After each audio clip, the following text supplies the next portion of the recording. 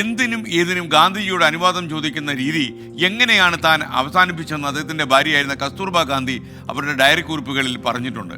അനുവാദം ചോദിക്കാതെ കസ്തൂർബ പുറത്തു പോകുന്നതും ഗാന്ധിജിക്ക് അത്ര ഇഷ്ടമായിരുന്നില്ല. അദ്ദേഹം ഇത് പറഞ്ഞ് വഴക്കടിക്കുകയും ചെയ്യുമായിരുന്നു, ദേഷ്യപ്പെടുമായിരുന്നു. അങ്ങനെ വിലക്കുകൾ അവഗണിച്ച് കുറേശ്ശെയായിട്ട് കസ്തൂർബ പുറത്തു പോയി തുടങ്ങി. അടിച്ചമർത്തലിന് വിധേയമാകുന്ന ആളല്ല ഭാര്യ എന്ന് മോഹൻദാസ് കരംചന്ദ് ഗാന്ധിയെ ബോധ്യപ്പെടുത്തിയ കാലമായിരുന്നു അത്. കുറേ കഴിഞ്ഞപ്പോഴാണ് ഈ ഒറ്റയ്ക്ക് ഇറങ്ങിപ്പോകുന്നതിൻ്റെ പ്രാധാന്യവും ഈ സ്വതന്ത്രമായി വളരുന്നതിൻ്റെ ചിന്തയുമൊക്കെ ഗാന്ധിജിക്ക് ബോധ്യപ്പെട്ടത്. അതുകൊണ്ട് തന്നെ ഭാര്യ ഇക്കാര്യത്തിൽ വഴക്ക് പറയുന്ന രീതിയിൽ നിന്ന് ഗാന്ധിജി പിൻവാങ്ങി തുടങ്ങി. കസ്തൂർബയുടെ വ്യക്തിത്വവും സ്വാതന്ത്ര്യവും അദ്ദേഹം പൂർണ്ണ മനസ്സോടെ അംഗീകരിച്ചു.